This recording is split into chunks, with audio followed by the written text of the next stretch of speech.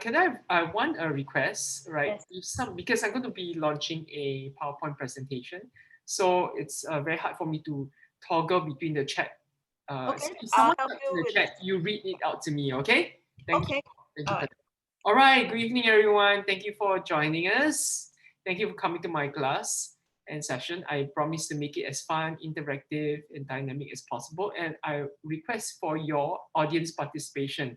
Okay, so when I ask a question, if you feel like you can engage, please unmute yourself or type in the chat box, either or. I prefer if you unmute and in talk so we can have a dialogue rather than me rattling on for 1.5 hours. All right, first of all, I'd like to thank Dr. Martha Lee, right? She's such a great person. She's funny, she's effervescent, and she's just a trailblazer. So thank you, Martha, for inviting me back second time as a presenter at the Sugar and Spice Festival. Okay, so without further ado, let me launch my PowerPoint presentation. Can everyone see or no? Yes or no? Not yet. Not yet. Okay, wait. How do I share screen? Hang on. Let me see. Speaker view. So choose your PowerPoint. Wait. Below it. Choose my PowerPoint. Okay. All right. Can see now? Yes. All right. Very good. Okay. So, just brief introduction because some of you may not know me. I'm a spiritual and relationship meditation coach, and I run a holistic center called Heaven on Earth in downtown Singapore for the past 8 years with my parents, both my parents who are also themselves healers and spiritual practitioners. Okay, so we oftentimes travel around the world to teach at festivals and holistic fairs, and we also bring in foreign international practitioners, teachers, coaches to and host them at our center. All right. So aphrodisiacs. Most of us think aphrodisiacs are food substances. All right, and let me open it to the floor. What is your definition of an aphrodisiac? Anyone? What do you think an aphrodisiac is? Eat already, very horny. Right, would be the normal understanding, correct? Okay, as you notice, it's mostly seemingly food items, and it's a lot of stuff like you can see garlic, onion, that a lot of religions are like Buddhism tell you cannot eat. It's too stimulating to your system, right? It make you like what Martha said, horny, right? Which is very non-conducive to supposedly a spiritual or meditative practice. So is it true or false, right? It's someone else's belief, but does it mean it's our own as well? We have to modernize it. We have to redefine it and for our current times and our personal situations and our experience. Just because someone said so doesn't mean that is your experience, right? Or is your belief or perspective as well. Okay, let's look closer at the definition. The word aphrodisiac comes from the name of the ancient Greek goddess Aphrodite. All right, and you notice Aphrodite, she actually arises from the sea. That's why a lot of aphrodisiacs are from the sea and from a shell. That's why kind of like oyster, where we think of oysters as well. It's probably one when we think aphrodisiac, oysters is the first thing that come to mind usually. Okay, and Aphrodite, she's the ancient Greek goddess of love, procreation, of sex, of beauty, of passion, all right, of pleasure. Okay, so she's probably like one of the most well-loved and famous ones, and for as the Roman equivalent is Venus. Okay, so the god of love, beauty, and pleasure, and sex. All right, so that's where the word comes from. So if you look at the definition, this is from Wikipedia. It says an aphrodisiac is a substance. Look, the keyword is substance here. All right, substance that increases sexual desire, sexual pleasures, or sexual behavior. Substances range from a variety of plants, spices, foods, and synthetic chemicals. Aphrodisiacs can also be classified by their type of effect, psychological or physiological. All right, and then let's look at the next. This is from dictionary.com. Okay, an aphrodisiac, food, drug, potion, or other agent that arouses sexual desire. Okay, so other agent, right, doesn't mean this, and it's this substance, the keywords. So it doesn't mean that it's always about food, even though most of it is almost aphrodisiacs we know of is ingestible, but there's non-tangible aphrodisiacs as well, which I'll cover in this presentation. All right. So in the world, we have all kinds of weird aphrodisiacs. You know, people think tiger penis lah, rhino horn don't know what lah, all kinds of funny weird things aphrodisiacs, including whale, believe it or not, whale vomit. In fact, sometimes can be stranger than fiction. So whale vomit is actually something called, it's like a very hard substance called ambergris, and it smells very foul, like marine fecal matter. And for some people think that they are actually researched it, that the chemical components in it makes male rats wants to have sex more often. I'm not sure whether it works on humans, but humans believe, right? So that's so strange, isn't it? Right, that something like so foul smelling, or even just the thought of it so repugnant and repulsive, can be considered an aphrodisiac. All right, and then some of you have heard of Spanish fly. It's actually sold in sex shops. You can get it online as well. And real authentic Spanish fly actually comes from what is called the blister beetle that you see on the right. No, it doesn't look very appetizing, doesn't it? Right. And research has shown that it's probably placebo, its effects, right? It doesn't have probably will not have any effect. Any effect is probably because you believe in it so much that then it triggers that for you. Okay. And then even balut, which is a Filipino delicacy. Some of the Filipino mates here, you see them eating it, slurping it. How many of you actually tasted it before? Anyone to share? Have anyone tried it? No? Yes? Right? Anyone wants to try it? Daddy loves it. Your daddy loves it. Okay, wow. So, Martha, have you tried it when you were in the Philippines? Yeah, so you're looking at balut, which is a duck egg that is hard boiled. So the duck fetus is still inside, and it has big feathers and eyes that is devoured from the shell. No, I haven't had it. I don't think I want to have it. I think I refuse to have it for the rest of my life. Right, it looks nauseating, right? Supposedly tastes like custard. I've never tried it. I don't want to either, but apparently it's aphrodisiac. People consider it aphrodisiac. Okay, but actually, this is so unappealing. Just looking at it, you actually lose your sex drive. To me, that's my opinion. You see, so that's why I say aphrodisiacs are very personal and very subjective. Okay, so what is considered aphrodisiac to you? One man's meat is another man's poison, right? Might be repugnant to someone else. So, and vice versa. All right, but that's, we respect people's taste buds, right? So let's go on. Okay, so the more common ones are these. Okay, oysters, wine, dark chocolate, right? Okay, let's delve in deeper. Why spices, honey, or even vanilla is considered aphrodisiacs. Okay, so what aphrodisiacs actually does to us is it elicits and triggers the production and stimulation of a few good neurotransmitters, the happy hormones, right? And some of these you might be familiar with, others you might not be. Let's look at the main ones. All right, these are the ones that actually act on us, but some of us have not even heard some of these, right? So let's look at the main four. Okay, dopamine, serotonin, oxytocin, and endorphins. I'm sure you've heard of it, but you may not know what it is. Okay, so I'm going to explain deeper, but before I explain, can anyone tell me what all four of these are and what's the difference? Anyone know? Most don't know, right? Oxytocin is the love hormone. Exactly. Okay, which I'm going to delve deeper in. But how about dopamine, serotonin, endorphins? Any idea? Variants to make you happy. Yes, more or less. That's the main chief function. All right. So aphrodisiacs is its chief function is to produce this for you, and thus make you feel good, feel pleasure, feel good. right? Feel happier per se, okay? All right, so let's delve deeper what they are. All right, dopamine comes from an achievement.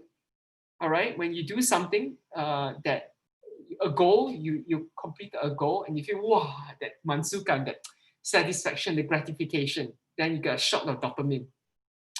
Serotonin, it comes from like more got to do with when you do an activity, right? Say drawing, listening to music, right? Produces serotonin. Okay, endorphins is a natural painkiller, right? Released usually when you're having sex or doing exercise or any kind of physical activity. Okay, masturbating releases endorphins as well. Okay, oxytocin is when you're hugging, you're getting a massage, when you're getting kissed, right? Bonding, caressing, right? It's feelings of love. This is called the love hormone. So this is broadly the differences between these four. All right, feel good hormones. Okay, okay, all right. So let's delve deeper. What will allow you to bring about this? All right. So if you look at under endorphins, even laughing, all right, not just exercising, laughing, essential oils, right, this and eating dark chocolate, right, can elicit the release of endorphins. Okay, and serotonin, right, meditation, running, exposing yourself to some sunlight, right, spending time in nature, okay, produces, so any activity that makes you feel like you enjoy, that you love to do, right? It could be cooking, it could be baking, it could be sewing, anything. Okay, all right. Well, oxytocin is not just with humans, with your pets as well. Okay, doesn't always mean that it must be your lover. With your grandpa, your grandma, your parents, and your baby, anyone that you love, right, will produce that for you. That warm fuzzy feeling, right? Like Winnie the Pooh. Okay, whereas dopamine, again, it's like every time you complete achievement, a goal, all right, you finish writing a book, you just got a pay raise, this shot of dopamine, all right. Okay, so when you look closer at oxytocin, what's called the love hormone, look at this chemistry here, right? Look at have a look at this bond, the chemical bonds, and then later you compare it to chocolate and you see the similarity. Okay, let's look at this love hormone. So this love hormone, again, of oxytocin, whenever you hold hands, you caress, you touch, you hug, right? It's all the love languages, right? You make eye contact, okay, you get a massage, right? All the feelings of love, the warm and fuzzy feelings, the feelings of euphoric feelings of romance, romantic feelings, sexual feelings, elicits this oxytocin for you. Okay, so you all heard this phrase, chocolate is better than sex. How many of you agree? Yes, agree or don't disagree? There's no right and wrong here. Sometimes, right? Sometimes I agree. So Martha's answers to me is accurate, because for me, sometimes I find that wow, chocolate so shiok. It can better than sex. But sometimes you can have a good sex partner and that sex can be mind-blowing, can be earth-shattering, out of this world, right? From another dimension. So it depends, okay? It depends on who your sexual partner is and the quality and the type of chocolate, because you can have really bad chocolate as well, right? Bad quality, or expired or whatever, or super bitter. So it really, really depends. But this is a very common saying that chocolate is better than bad sex anytime, right? Okay, so another of the neurotransmitters that I mentioned earlier, right, is phenylethylamine. Okay, and look at this NH2 chemical bond, all right, and look at dark chocolate. It has exactly the same chemical bond, okay, and that's why it contains so much of this that it creates this feelings of love and feelings of elation, euphoria, bliss, and that's why chocolate is probably the most beloved food in the world. So it's not only just an aphrodisiac; it's people just enjoy it. It just brings pleasure and joy, right? So people associate chocolate with so much pleasure that it becomes an aphrodisiac. And look again, okay, if you look, only dark chocolate has this phenylethylamine. The rest, no. Milk chocolate don't count. Milk chocolate, white chocolate don't count, because the cocoa content is too low. The percentage is too low. So if you want to consider chocolate an aphrodisiac, it has to be dark chocolate for it to work. Okay? So question, Yeah. when craving chocolate, and then you can be satisfied with milk chocolate. So you're really craving sugar, you're not craving that hormone.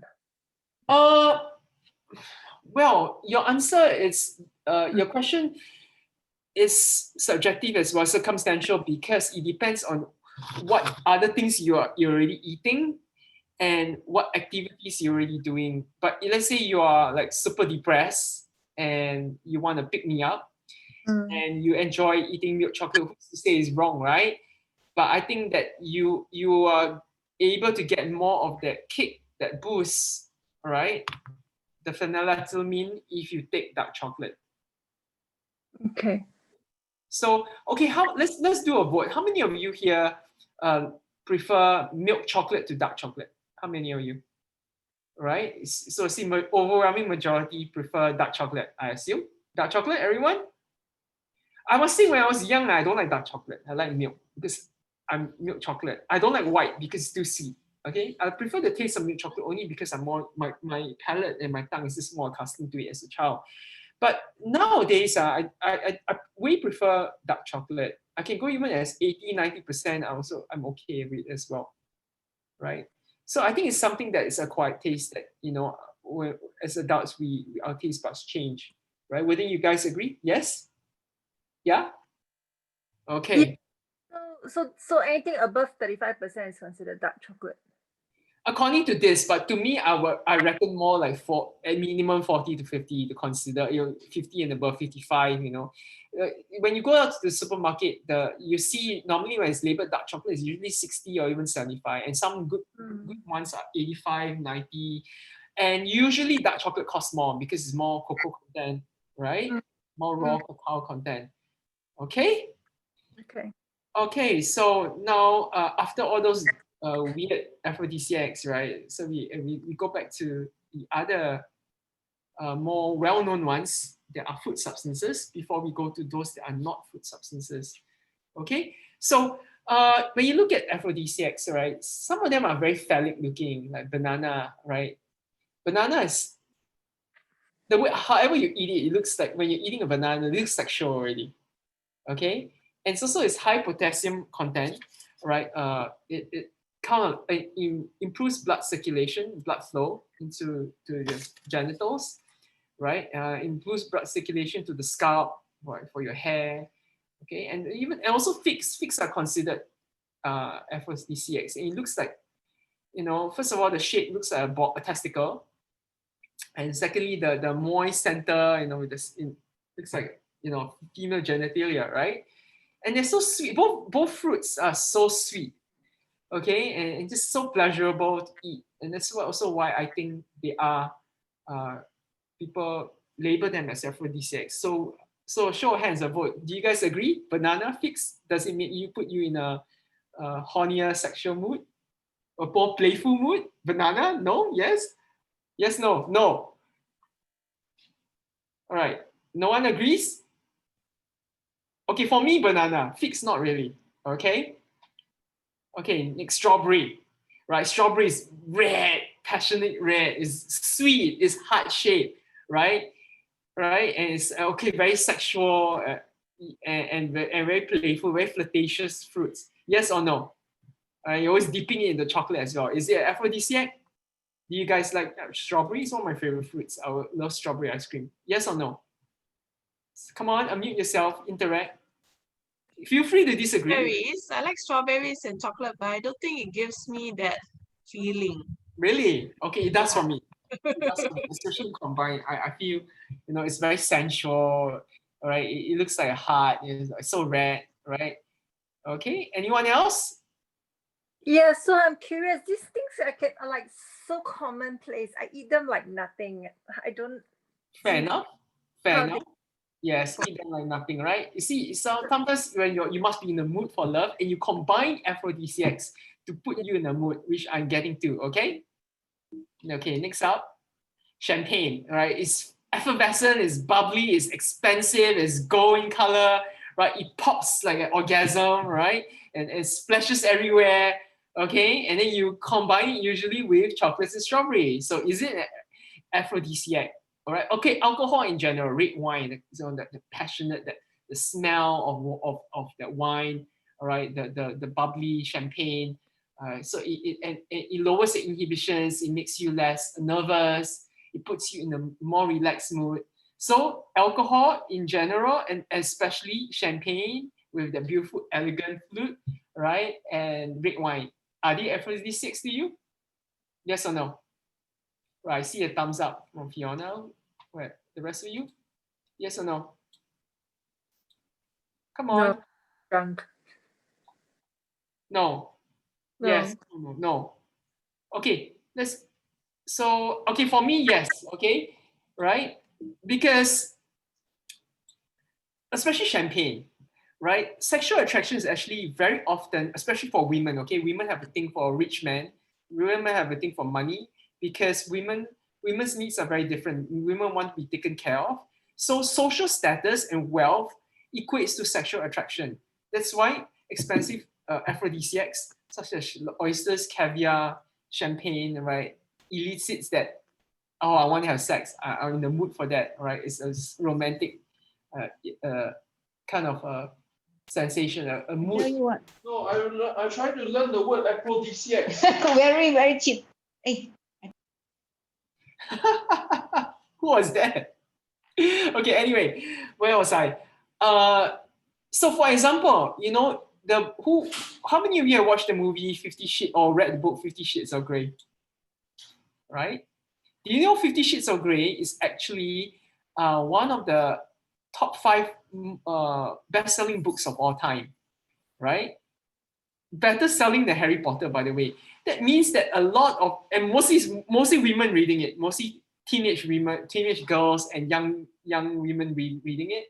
And that shows that women are into that, all right? And I can tell you, it's only sexy, Christian Grey is only sexy with all that BDSM thing because he's a wealthy billionaire and it's handsome.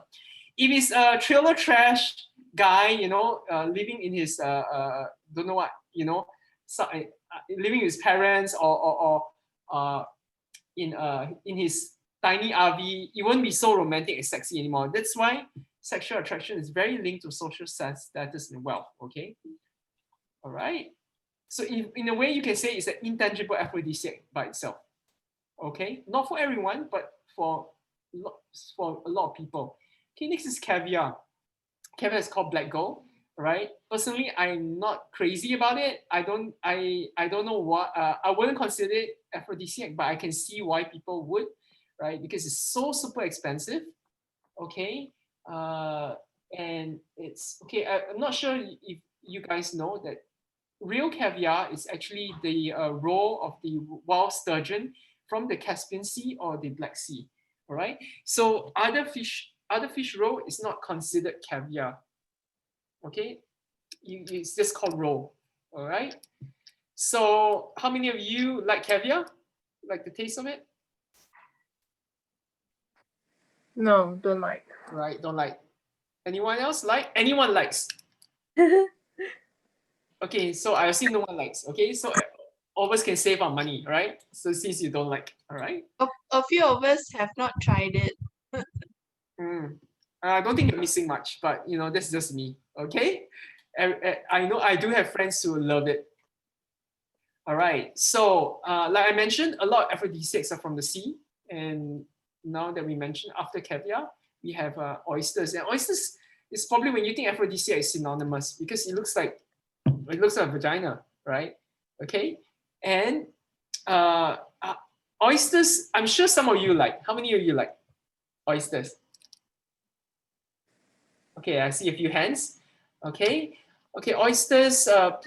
For those of you who I can't see, if you like, do yeah, I see a thumbs up. Like if I can't see you, do unmute yourself. Okay.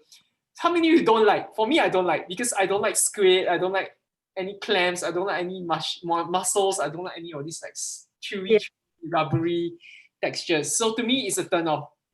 All right. So one man's meat is another man's poison. How many of you don't like oysters? So for those of you who like oysters, who enjoy eating it, would you consider it an aphrodisiac? Yes. Okay. Some yes, some no. Okay. So all right. So it's very subjective. People are divided half about this. Okay. Okay. Next, truffles. Wow. I think most of you would enjoy truffles. Again, it's expensive. It's rare. It's exclusive. It's exquisite. Sophisticated. Right. It's added into usually only used in fine dining, and and usually when you go to a fine dining restaurant, you dress nice, you put on perfume, you're already in the mood for it already. Okay, truffles, anyone? Yes. Yes, right? Yeah, and truffles is very nice tasting. Okay, I personally like it. So this one is the aphrodisiac for me. Okay. Okay, durian, all right? Okay, durian is again very divided. I can see why it's an aphrodisiac. I eat it, but I'm not a huge fan. I'll eat it, and there's like apparently more than 50 varieties. I can totally see why it's mushy, it's creamy, it's rich. All right. Of course, it gives you stinky breath after, but it's so flavorful for some people, and so robust. And apparently, the Malaysian government is researching because it's like they grow so much of it, right? So they have to try to substantiate. I'm not sure what they found, but I can understand why it's aphrodisiac. So is it aphrodisiac for you guys? What do you guys think? No? Yes? Anyone? Okay, any durian lovers here? No, is it aphrodisiac for you? No. It's more like you give me durian or sex, I'll take durian first. Okay, so it's yes. And Then durian after that before have sex, chocolate? but yeah, I'll go for the durian first. Okay, durian before chocolate? Chocolate, it's alright. Why not have both, right? Oh, by the way, aphrodisiac doesn't mean you cannot enjoy aphrodisiac if you're single and you need to be attached or married to enjoy aphrodisiac. Not necessary, yeah. Because it doesn't always need to lead to sex also. It just need to elicit and evoke, right? Feelings of passion and feeling sexy and feeling in the mood for love and self-love as well, right? Doesn't need to be equated to actually coitus. Okay, right? As long as it just make you feel good and sexy and passionate, and that's it, what it's meant to do. Okay, so with that understanding, let's continue. Next up, pomegranate. Why pomegranate? Because pomegranate is the culinary symbol for Aphrodite herself. All right, so the Greeks make it synonymous with Aphrodite. And it's just the color red. It's very sensual. It's very sweet. It's juicy.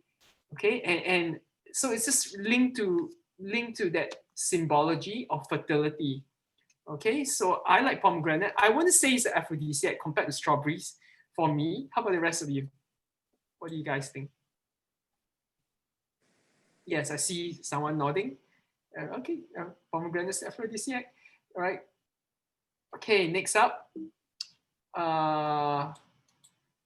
Okay, Damiana. Anyone heard of it? So I've got a bottle here of Damiana. All right, and the bottle says, ethically well harvested Damiana herb. All right, and the scientific name is Ternara diffusa. Okay, Damiana comes from Central America. It's a scrub that you can find in Mexico and even a little bit in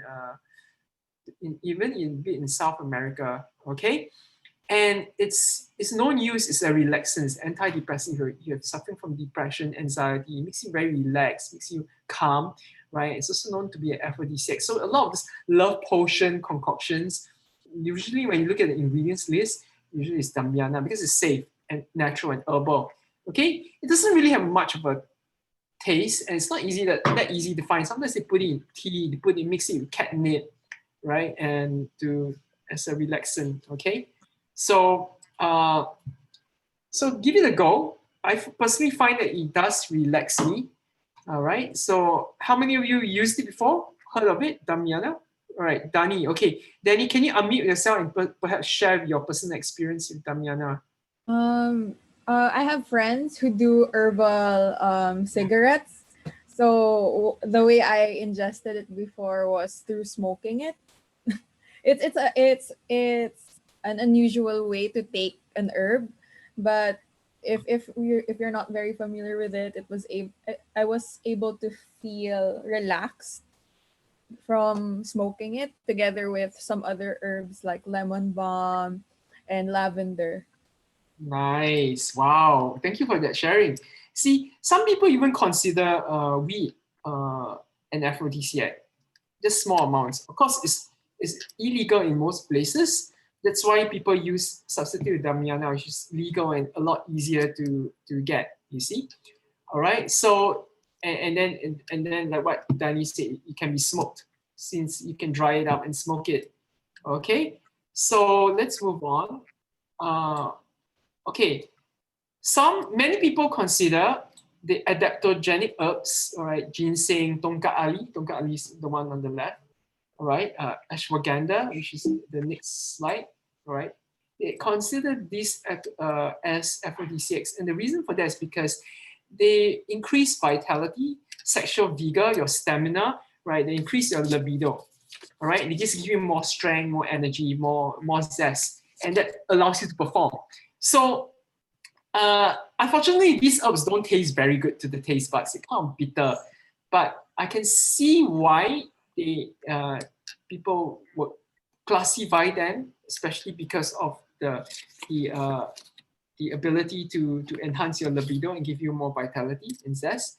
So, do these ashwagandha is also used in Ayurveda, right, for impotency, infertility. Not just to release stress or to increase circulation and boost your metabolism and digestion and increase your libido. So it's very versatile. It does a lot of things. So being an aphrodisiac is just one of the highlights of supposedly benefits that these adaptogenic herbs accord to us. All right. So nonetheless, even if it has no aphrodisiac quality for you, it is giving you other potential health benefits. Will you guys agree? Yeah? No? Yes? Okay, I see some of you nodding your head. Okay, so for those of you who, I'll prefer this to be a more interactive session, so do unmute yourself, because again, aphrodisiacs is personal and subjective. One man's meat is another man's poison, so do try to unmute yourself and share, okay? All right, so next up, maca root is also another one that's from Central America. The Aztecs, Incas, they used it, right? The Incas, more the South Americans, they used it more, and they were like, it gives them that energy boost, all right? So it's taken as a tonic, as a sex tonic, and you can find it easily in supplements these days, all right? When you look at, say, like those capsules that's supposed to increase your libido, usually they put a little bit of this as ashwagandha and all kinds of tonka ali, right? So they mix it together, okay? Okay, back to the flavorful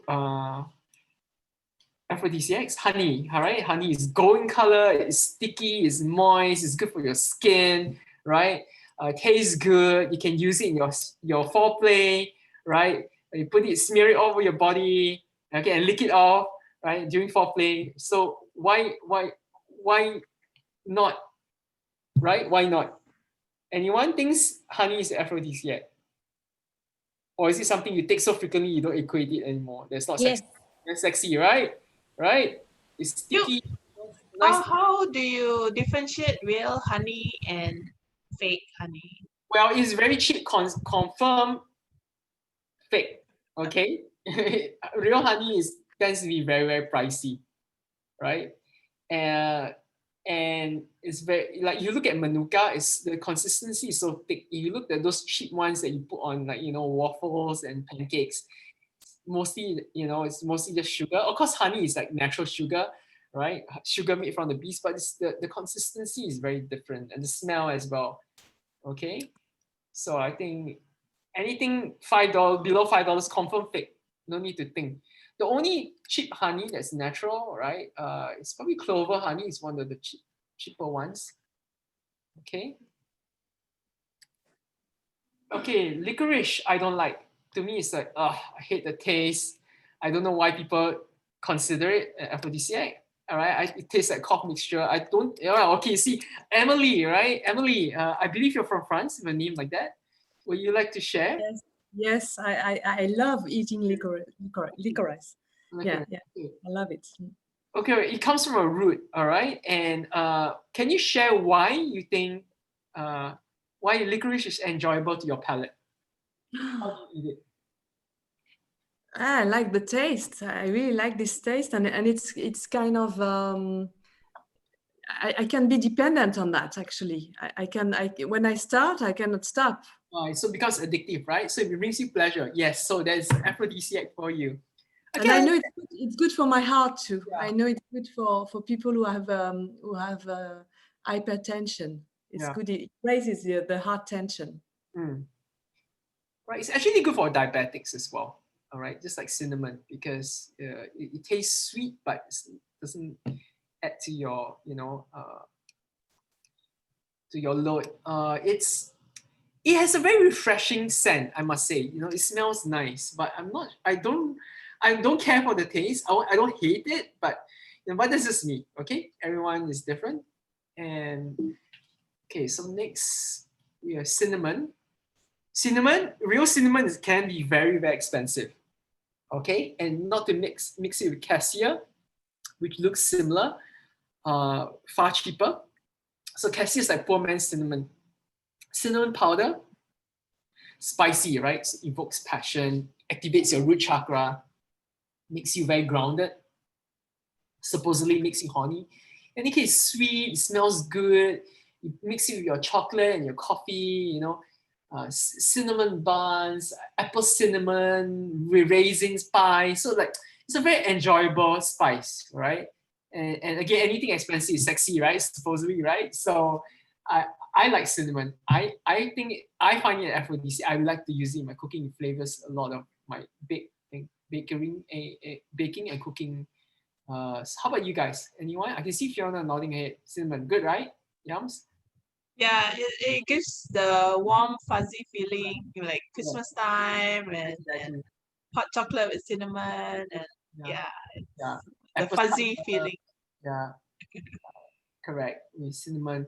Okay, so it fires up the system, it increases your sex drive. That's why it's an aphrodisiac. Okay. Okay, next up. Anyone know what this is? No one? Guess? Anyone wants to guess? So you can see an orchid there, right? It's a type of orchid. Vanilla. Yes, Strait Times, very good. Vanilla. Vanilla is the second most expensive spice in the world. Okay, it's considered spice. It's so intoxicating. It's the smell of real vanilla. Wow, the smell and the taste. Wow, like heaven. Okay, one of the sweetest, naturally sweet, flavorful things we add in everything. And it's an orchid. It comes from the pot. Okay, vanilla comes from the pot of this particular orchid. Okay, so just that musky aroma of it and the taste makes it an aphrodisiac, and so classic. Okay. Okay, how about this? What is this? Anyone? I don't know the name in English. In French, it's saffron. Is it saffron in English? In English, saffron. Very good, Emily. Very good. Very good. Right. Good job. Okay, saffron is the world's most expensive spice. It costs as much as silver. All right. And so vanilla second, first is saffron. All right. And saffron, again, it creates this gold tinge into your food. Okay. It has a very interesting metallic aftertaste. I won't say it's a strong taste, it's a subtle taste, but because it's so prized and rare and exquisite, elusive and expensive, all right, people use it only in fine dining usually, all right. So it makes this spice an aphrodisiac. How many of you like saffron? right? Turmeric is like poor man's saffron, okay? So you got equivalent. I love saffron, all right? Love saffron, okay? So you think about your paella, right? You know, sometimes some certain types of brownie has a little bit of saffron, all right? So yeah, I see lots of thumbs up, good. Agree. Okay, how many of you know what this is? Yeah, Emily. Wow, are you a chef, Emily? You know your food. Peanuts. I'm French, so you know. Yeah, what is this? Is it peanuts? No, it's No, not peanuts. no. Ah. It's a legume, yes. Anyone guess? No one, huh? Everyone's shaking their head. How about try to make a smart guess other than peanuts? What is this? I give you a clue. It's used a lot in Indian cuisine. Look a bit kacang puteh, right? Look like all the Indian kacang puteh tidbits. So what is this? Anyone? Any Indians here? Khalid? Khalid is Malay, right? So anyone? Barley. Okay, that's a good guess. It does look like barley, but it's not barley, okay? Okay, it's fenugreek. Okay, and researchers have found that that studies that it actually boosts sexual vitality. All right, but this is something that you got to take daily for it to have an effect. Same for ashwagandha, ginseng, or this you're supposed to take on almost a consistent, regular basis for it to even able to boost your libido. All right, so you do have to take it regularly and frequently. Okay, so Isn't fenugreek the one to boost breast milk? yes, actually yes. Right, it works for both men and women. It's not just for men. Right. So again, a lot of these herbs and substances and food, they don't just do one thing; they do many things, and this is just one of the highlights that places them as an aphrodisiac. All right, it's a unique taste. You usually put it in curry, so you mix it up with other spices. Don't really taste it anymore. All right, so but it's a very good, not common, but good spice to use, and mostly in mixed with other Indian spices. Okay. Okay. There's a question. Yeah. Will men go breast size if take too much of fenugreek? I think you need to take copious amounts, and I think it's unlikely you will reach to that kind of amount, be able to ingest that much for it to have that effect. So, and in fact, most people hardly even eat any to begin with. So I don't think it's the least of your worries. All right. I think you're more likely to get it from tofu, which apparently has estrogen in it that produces estrogen-inducing hormones. So supposedly drinking soybean and eating too much tofu can produce that effect more than fenugreek would. So don't have to worry about it. Right? And I think even with tofu, you need to eat like copious, like hell lot of it for it to even get there. So don't worry. Okay, avocado. It's the most nutritious fruit on earth. It's so nutrient dense that it by that definition already it would actually make it an aphrodisiac. First of all, it's creamy, it's delicious, it has super high levels of vitamin E. And vitamin E is known as the sex vitamin because it increases blood flow into the genitalia. All right, it increases sex hormone productions, amongst other things. And if you look at it, it's very phallic looking as well. The Aztecs word for avocado, I don't know how to pronounce that word, but it means testicle tree because again, it looks like a low-hanging balls, right? So avocado is so yummy, so creamy.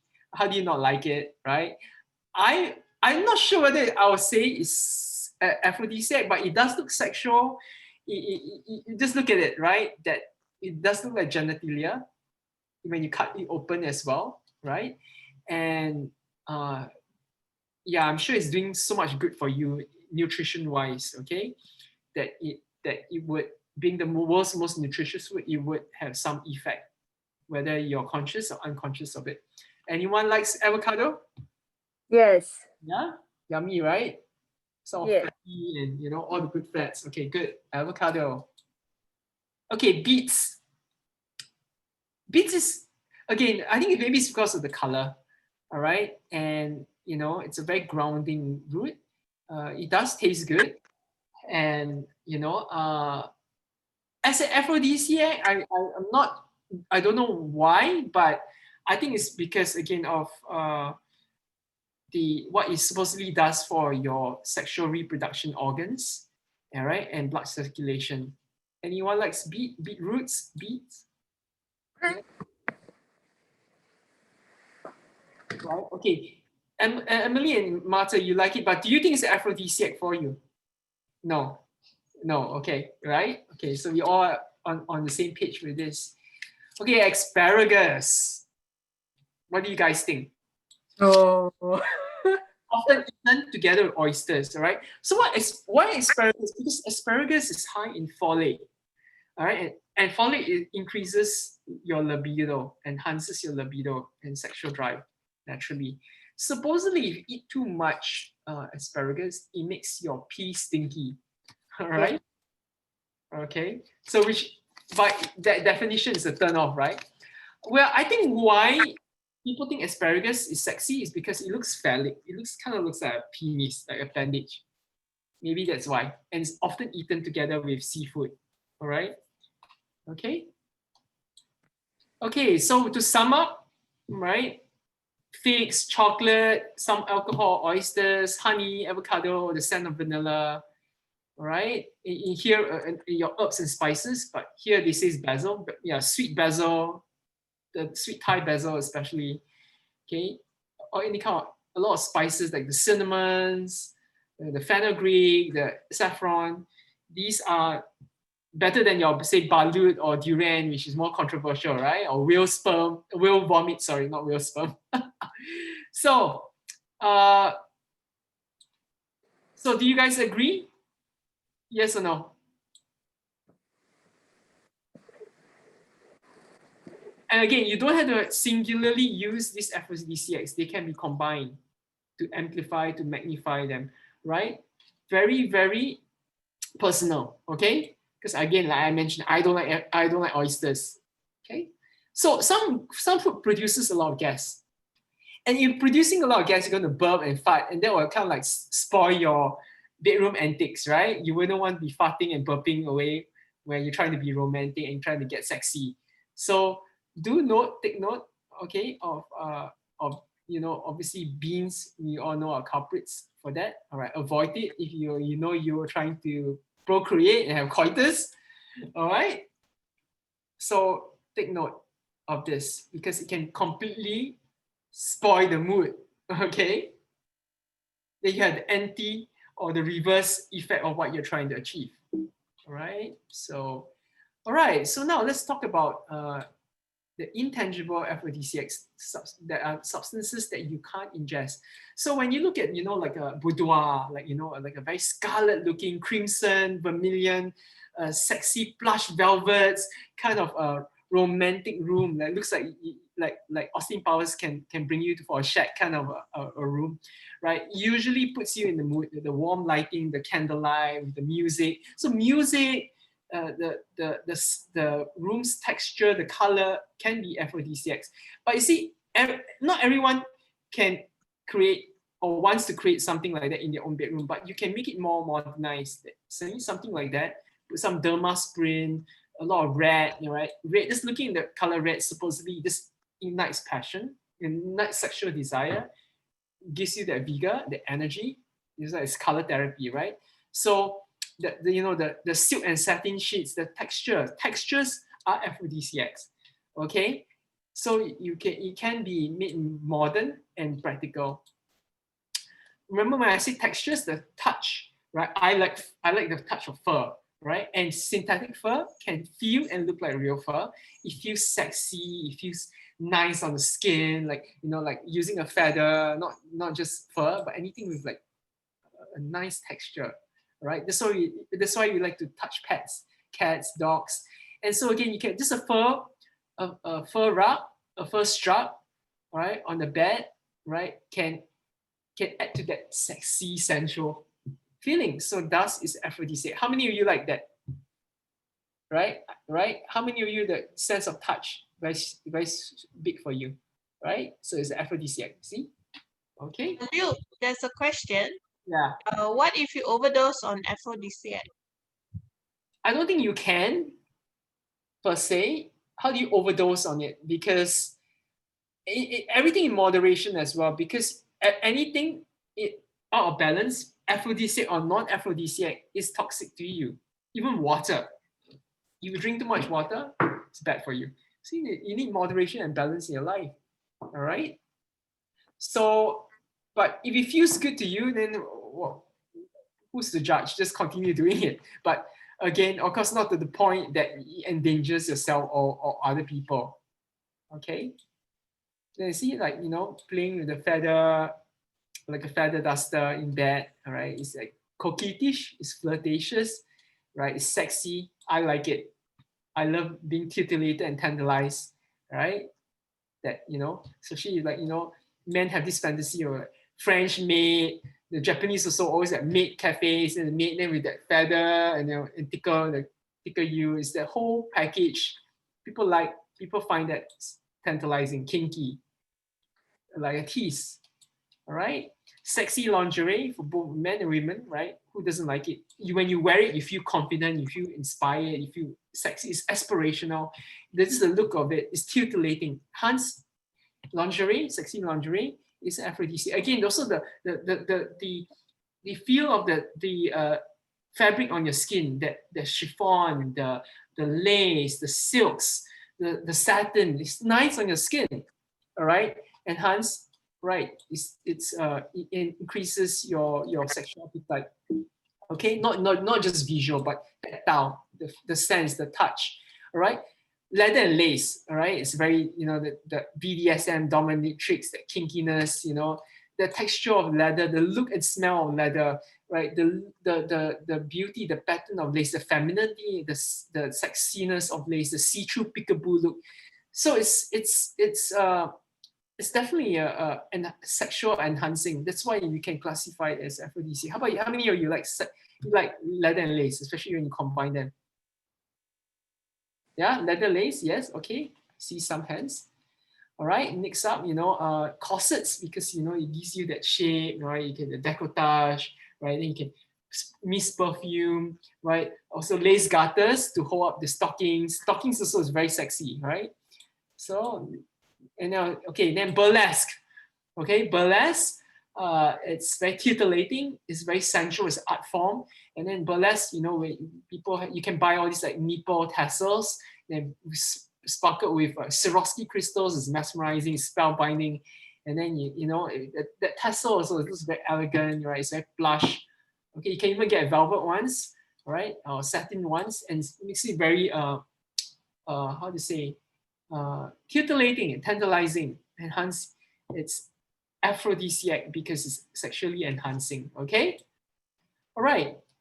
Finally, I would like to go to a category of substances called essential oils, all right, or perfume oils as well. So perfume oils and essential oils. So first we talked about taste, right? Through aphrodisiacs that taste good, aphrodisiacs that looks good, aphrodisiacs that feels good to touch. All right. Now aphrodisiacs that smell good, and everyone loves rose. It's rare, it's vibrant, it's sexy, it's romantic, right? It smells good. It's the world's favorite flower, especially red rose, right? Equated with love, passion, sex, desire, right? Sexiness, sensuality, romance, Valentine's Day. So it's synonymous already. And rose oil is super pricey. Again, right? That price it adds to that rarity, adds to the exclusiveness, that sensuality, the sophistication, and adds to that sexual attraction. Because it's so rare and pricey, it's treasured and prized. Okay, and it's a queen of essential oils. It's queen of perfume oils, and you use it anoint your. But in rose, the scent of rose is placed in women's perfume. Is feminine. Is provocative. Is evocative, right? See, I have one here. All right, I like the smell. It's captivating. It's magical. It's classic. How do you not like rose, right? you feel feminine, you feel sensual when you use and wear. Who likes rose? The smell of rose, right? And you can even eat rose, right? That bandung flavor, right? The bandung. Everyone see rose. Everyone's liking it. It's hard not to like it, honestly. Okay, it's definitely an aphrodisiac. I think this is banan, probably one of the top ones. Okay, next up you have geranium. Geranium smells like rose as well. Okay, it's almost similar smelling, but a fraction of the price because it takes a lot of rose petals to produce a single drop, to distill a single drop of rose oil. Geranium is more plentiful, so the production, the steam distillation of geranium is more affordable. So you can say geranium is poor man's rose. It has similar effect. It makes you feel feminine and sexy and sensual, right? I like to, anoint myself with it and use it for emotional balance and well-being. So I recommend geranium, especially if rose is not available. You can even eat geranium, okay? Of course, not all essential oils are edible. Only use very high quality brands that's 100% pure and certified organic that you can trust, okay? So I highly recommend geranium as an aphrodisiac. I personally find it makes me feel good all over, okay? What do you guys think this is? What flower is this? Jasmine. Yes, jasmine. All right, jasmine. Oh, I love it. Also a very, very expensive flower and oil, okay? Jasmine you want to dilute because when it's too strong and overpowering, it can be very cloying, like wow. So when it's diluted and maybe even mixed with lavender or even sometimes mixed with geranium and rose, it's more calming. And it's just such a nice intoxicating scent. How do you not like it? It's just, wow, that scent is so exquisite. That's why it's so expensive. And it makes you feel powerful, sexy, feminine, attractive. All right? Okay? Okay, ylang ylang. Very sweet when you smell the flower. Wow, what a beautiful scent. Okay? The perfume oil doesn't smell as good compared to the flower, but the flower itself, you just sprinkle around your bed, just inhale it. Oh, the scent of ylang ylang. They use it a lot in massage therapy, and it makes you feel good. It's very therapeutic. Okay. Okay. How many of you know what this is? Anyone? I see Emily nodding her head. What is it? Sorry, I thought it was ilang ilang. Sorry. No, I don't know. No idea? Anyone? Okay, this is the narrow-leaf flower. Narrow-leaf comes from the orange blossom tree. Okay, so the leaves of this plant, this tree, produces petitgrain oil. The flower produces narrow-leaf oil, right? And the fruit produces orange oil. Such a versatile plant. Narrow-leaf is not as expensive as jasmine or rose, but it's pretty pricey as well. It's probably the third. Okay, and it has a scent that smells like citrus, like a greeny citrus mixed with leaves and with a sweeter floral scent, floral aroma. Very nice scent. Used very often in both men's and women's perfume, right? Always narrowly is always an ingredient because it's so powerfully enriching, right? And so because it's used so much in perfumery, it makes it an aphrodisiac. You notice how all the flowers are aphrodisiacs, sweet smelling flowers, okay? Okay, how many of you know what this is? Anyone? Come on, you drink it. This is no. Chamomilla? Chamomilla? Yes. Roman chamomile or chamomile, depending on how you choose to pronounce it, right? Very expensive oil, okay? The smell is very different from the tea. It smells very relaxing. Oh, I just want to fall on a cloud, all right, and fall asleep, right? Very sedative, very sensual, very feminine, okay? Beautiful scent, pricey, okay? Go try it. Go try the perfume oil or the essential oil. Guarantee you, it's very hard not to like it. It's just like rose or jasmine, all right? Okay, and then finally we have patchouli. Patchouli has a very unique sense. It's very enigmatic and mysterious. It smells a bit like aged, like a very sweet, herbaceous aged cognac with a hint of floral scent, right? It's all mixed together, and the hippies loved it in the 70s, right? It's a very sophisticated scent, and it's very often used in perfumery as well. Oftentimes in perfume, you see, together with petitgrain, it mixes well with petitgrain, and narrowly, you see patchouli as one of the chief ingredients. Very unique, mysterious, enigmatic, it's a very sophisticated scent. All right. All right, so I come to the end of my presentation, and I thank you for sticking and participating with me. All right, so I'm just going to open the floor to, open the floor to anyone who has any questions. So what we are saying here is almost anything can be an aphrodisiac trigger. Exactly, because it depends on you. But the ones that I discuss are the ones that has more general consensus. But ultimately, like I say, everyone says oysters is one of the top aphrodisiacs. Like, I hate oysters, so you turn me off, right? So it depends. You see, it depends on depends on you. Completely subjective, right? Remember in my beginning of my presentation, I told you real vomit, balut, durian, people consider it aphrodisiacs. So you see, it depends on you, right? What, Spanish fly? I don't want to eat it. Rhino horn, tiger penis, God. See, one man's meat is another man's poison. Beauty lies in the eyes of the beholder, as they say. Luke, there's a question. Yeah. How to apply these oils? Aromatic or topical better? Yes, very good question. You can apply these oils by diluting them with a carrier oil, such as coconut. I like jojoba because jojoba, the chemical constituency is very close to our own human skin. And so fractionated coconut oil is scentless, is neutral. So that's why it's cheap. So it's good for your skin and your hair. So you could use it as a carrier oil. And so when you dilute it, when you dilute it, it makes it easier to absorb, and you have less skin sensitivity, and you also need less of the expensive oil. So you just need one drop of the rose oil, and the rest is carrier oil, and you can spread it everywhere. Okay, and essential oils are very strong and potent, so you really need just one drop.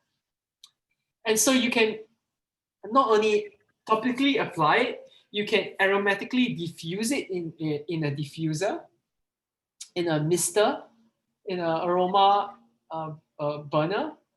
You can put it in a spritz, right? Mix it with rose water and spritz it around. Okay, you can even ingest it, but I only recommend young living oils or doTERRA oils for ingestion, especially doTERRA oils. Okay, because it has external certification as well as internal, lots of internal tests to certify that is safe. But not all essential oils are edible, by the way. And you also need to be very careful about what you're ingesting and the volume and for what purpose as well. So there's many usages to use it, All right. Again, when something smells so good, your brain, your body produces the serotonin, the oxytocin, the dopamine. You're just feeling good, right? And that puts you in a state of well-being and balance, right? So, and again, you don't have to use one or two. You can synergistically, holistically combine these aphrodisiacs or these essential oils to give you to achieve the outcome that you desire, which is ultimately pleasure, to feel good, right? Whether you're alone or with someone else, right? To ignite that passion, to create that mood, that sensuality, that sexy feeling, that feeling of romance, right? The oxytocin release. So you can enjoy it even with your self-pleasuring sessions. Enjoy it yourself. All right. Anyone else have a question? So if you would like to follow me on my social media, my YouTube channel has many videos where I interview other spiritual practitioners, other healers, other teachers and coaches, even people like Dr. Matali who are experts in their fields. I have over 200 videos, and some are solo videos where I teach you how to cook and make things like kombucha or Chinese dumplings, or talk about how to open up your third eye, things like that. In my Instagram, I mostly put food pictures, food that I cook. I'm teaching cooking and baking right now during this lockdown since I can't travel, right?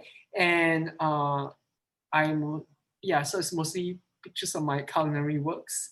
And my Facebook, my professional Facebook page has links to all my meditation, online yoga classes, on my spiritual coaching, and other services. Okay, so Liu, what are your thoughts between these oils and those incenses that you burn? Okay, incense usually has a lot of synthetic additives. They add a lot of fillers. So to find very good quality incense is very hard. Usually, so there's a lot of toxic components and synthetic components. So when you're burning, it's actually really, really bad for your health. Not to mention, it leaves a mess that you have all the dust that you clean after, right? It also stings the eyes, and then so I've ever burned myself with incense, and I still have the scar, right? So I think with that, isn't it better to use essential oils that you're not gonna, that's natural. It's better for your body. It moisturizes the skin. It gives you glowing skin like mine, right? And it has therapeutic and medicinal benefits rather than something synthetic, all right? And some incense can smell really bad because of all the chemical synthetic shit that they put. You don't know what they put in, and so I think incense also you put in your bedroom, it makes the whole place smoky. You need to open out your window. So I don't know. It depends. Maybe if you're outdoors, it's fine, right? Maybe it's like a joystick. You use it for like prayer, like a ritual. So it's not sexy anymore. It's more like religious, right? Or more meditative even. So I don't see it as whereas perfume oil and essential oil, you can put it in your rub it in your cleavage, behind your ears, behind your wrist. It's more sexy, it's more sensual, it's more personal. It actually can be put on you, can be used on yourself. Whereas incense is just external. That's the difference. Okay, another question. Can we spray lemongrass directly on skin? How effective to dispel mozzies? If yes, how to spray? How often to spray? Well, lemongrass is actually a very, very good insect repellent, but I do not recommend you to spray it directly on the skin because it's so burning. It's such a hot oil, right? So I'll mix it with a body lotion or an ointment. And so that body lotion ointment creates a film, a emollient film over your skin that the mozzies cannot penetrate or doesn't want because it's sticky and emollient. So it's good for moisturizing for your skin. Yeah, and it acts as a carrier. All right. So yeah, like a thick body lotion or a cream, and you put a drop of lemongrass, right? Don't add lemongrass directly to the skin. Guarantee you will have a red patch because it's such a strong oil. How about to dispel lizards?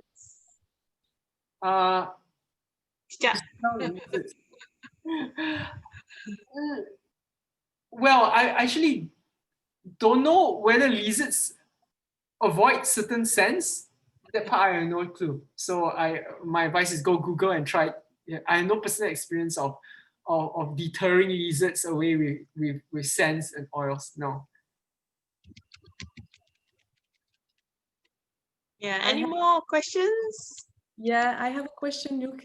It's about neroli. I used to use this essential oil for massage, for my body massage, but it's very expensive, very, very expensive, and I can find now it's very cheap. So I was wondering if you can replace by a lemon or orange. Yes, actually, okay, narrowly, you can, to get that similar smelling scent, you can mix orange blossom oil or wild orange oil together with a bit of vanilla as well as petitgrain. So you combine petitgrain, which comes from the same plant anyway, that is the leaves of the narrowly, the flower.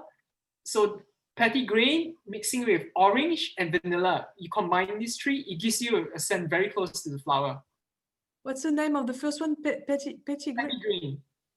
Petitgreen. Yes. I don't know that word. Yes. Petitgrain. Petitgreen smells like a leafy lavender. It's, you know, it's very similar effects. It's very sedative. It's like male lavender. Okay. Lavender, some men find it too feminine. So Yeah. I know that. Yeah. Thank you. Somebody typed it in the chat. basically from the leaves of the narrowly flower. Mm. So it's very close. Yeah. Thanks very much. Narrowly smells amazing, doesn't it? I love it. So yummy. So yummy. And I think it has psychological effects too. Yeah, It exactly. helps you to get rid of past traumas. Past traumas, yes. Just like geranium, very good for emotional healing. Emotional healing. Disorder, lots of things. All these floral oils, they're not just aphrodisiacs. They're very calming. They're very relaxing. They help with emotional balance and well-being, like what Emily says. Absolutely right. I use it for emotional stability and balance. All right. They invoke good feelings, very calming, very feminine. They help you feel beautiful too, which in itself, it's a very empowering, aphrodisiac. Another question. Yes. I love coconut oil to give and receive massages. Would other essential oils blend with this? Absolutely. Coconut oil is probably one of the more affordable carrier oils. You can even use sweet almond. All right, you can use avocado, olive oil, but these are expensive, right? Especially avocado, olive. Sweet almond is okay, very affordable. I like I mentioned, I like jojoba because it's a very expensive oil, by the way, but the feel of jojoba is very comfortable, right? I wouldn't use jojoba as a massage oil. I'll use it more as a facial oil or skin moisturizing oil because it gets absorbed and dries up very fast. So for massage, I think a good one will be fractionated coconut oil or sweet almond oil as a carrier oil for any essential oils, especially the burning ones, like lemongrass is an example, like clove. Clove is very burning, So depends on your own sensitivity. Some people are not as sensitive, right? So massage, by the way, can be considered. Very few people don't like massages. You feel good, right? Your body produces the oxytocin, the serotonin, dopamine, endorphins when you get a massage. So in itself, when paired with essential oils, with maybe a fur rug, right, and music and candles, and maybe you just had some champagne, absolutely an aphrodisiac. So again, you combine. You don't have to choose one or the other. So I think in synergy, in combination, these things work, okay, to elicit powerful sexual desire and pleasure. All the pleasure centers lights up. Right? Can eucalyptus be an aphrodisiac too? In general, is it possible for things that make you relax turn you on too? And eucalyptus, I don't think it's an aphrodisiac. It's more like a lemongrass. It's more for, it's a very astringent medicinal plant that, it's more, it makes you very alert. It makes you, it repels insects for sure. Maybe you can use it on your lizards to deter lizards. I don't know, but I use eucalyptus more when I have like coughs, congestions, nasal congestions, chest congestions, and I'm down with a cold or flu. I use eucalyptus. So it's more for that. I don't see it as an aphrodisiac, unfortunately. But this is me. Maybe it works for you. How many of you think eucalyptus is an aphrodisiac? Let's put it to the floor. Anyone? Right? See people shaking their head. No. Is there any risk of doing the wrong mix and match of different oils or smells? Because it feels like there's a formula, but what if like someone like me, I don't know anything, I just simply take this and that and then mix. Is there any risk to that? Could you repeat your question again?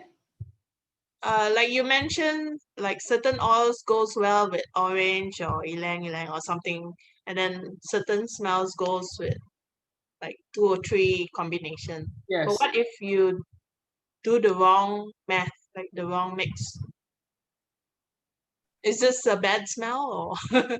Well, to err on the safe side, all right, if you're not sure, then don't mix, right? Use them single. But generally, the flower oils that I mentioned, they can, like lavender goes very well with geranium or rose, right? Lavender goes with jasmine, jasmine can go with rose, neroli can go with jasmine. They're interchangeable. The flower oils, Roman chamomile is so mild that you can mix it with, it goes well rose, it goes to jasmine. They can mix very well together. But let's say you're trying to go, say, lemongrass with rose, maybe it doesn't, you know what I mean? So yeah, I would say take some caution, take some research. There's a lot of resources online that teach you how to blend these oils. Flowers blend together very well generally, right? And then also woods together, woods, mints with mints, herbs with herbs. That's a very safe guideline. Flowers to flowers. It's not that you can't combine woods and flowers. You can, but you must be a master perfumer or aromatherapist to know how. So it's not something that I can answer in 5 minutes. It takes, months of study or even years to know which combination. And sometimes it's a bit of trial and error, and that's part of the fun to try and error yourself. And ultimately, what smells good to you can be very pungent or disgusting to someone else. You see? What's your go-to meal for sexy meal?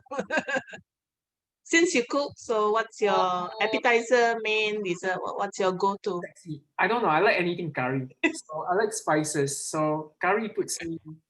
I won't say it makes you feel sexy, but I get a divine pleasure from eating curry, and spices are supposed to ignite passion and adds to your sex drive, right? And fire the root chakra and the sacral chakra and increase your libido. So I think as after effect, it has the aphrodisiac empowerment, but I don't eat curry because I want to feel sexy. I eat curry because I like curry.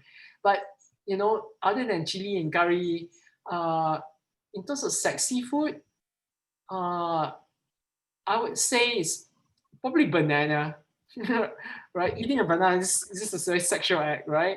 And avocado and bananas, I like combining them in a shake. Avocado, bananas, and chocolate. These three, I combine these three. So these are some of the top aphrodisiacs that I mentioned. So when I put avocado, banana, and chocolate into a shake, that's my sexy treat. My pick me up, feel good smoothie. Okay, another question here. What would you recommend for the dilution of the essential oils to lotion or oil? Okay, before I answer that, I just remembered I like strawberry ice cream. It's probably the sexiest thing I can think of right now. Strawberry ice cream or strawberries and cream. Okay. So to answer the percentage of dilution, I would say 1 drop to about 1 tablespoon of carrier oil. One big tablespoon of carrier oil to 1 drop on average. What oil is that? Carrier oil? Carrier oil. Carrier oil. Like coconut or jojoba, olive, avocado oil. Sometimes even 1.5 tablespoons, depending. Okay. Yeah, no questions. No more questions? Okay, I only have a few minutes left. Again, these are my social media links. I would like to thank you for attending. I would like to mention that for those of you living in Singapore, I'm teaching a class on how to make 3D gelatin or jelly art. All right, and this will take place in the following weeks, every Saturday and Sunday. So let me know if you're interested. Drop me a message on my social media. All right, if you would like to attend. Right, it's artistic, it's therapeutic, right? It tastes good. Okay, and yeah, so I'll be teaching this, and I'll be teaching how to make gingerbread cookies, which will use cinnamon and ginger, which are aphrodisiacs, right? So things like ginger, garlic, onion, they are known to be very stimulating to the system, and hence people consider them aphrodisiacs as well. So, so yeah, experiment is personal, right? I hope you enjoy my class, and ultimately say la vie, right? Enjoy your life, live every moment as if it is your last, okay? Because tomorrow is never promised to anyone, right? Not even a baby. So tomorrow could be, you never know. You never know when's the last time you see someone. So tell everyone that you love them, right? Forgive often, uh, and I always like to mention that my favorite quote is, the question is irrelevant. Love is always the answer. Always the answer. What do you love? What do you love most? Who do you love? What is the highest expression of love right now? So that to any question, love is always the answer. And aphrodisiacs are a physical component of your expression of self-love and your love for life, your zest for life, your zest for and love for pleasure and self-pleasure, and the love that you can share with others in your life, be it a pet, a parent, not just a romantic partner or soulmate. All right, or it could be, yeah. So enjoy aphrodisiacs not just with yourself, but with your kids, with your family, your parents, right? Not just with a romantic partner. Okay. All right, thank you, Liu. Thank you. Everyone, do please help complete our feedback form. The link I just posted in the link. And if you want to just stay on for huddle time, it won't be recorded. We can just chit chat, ask more questions, get to know each other. We'll be there for about an hour or so.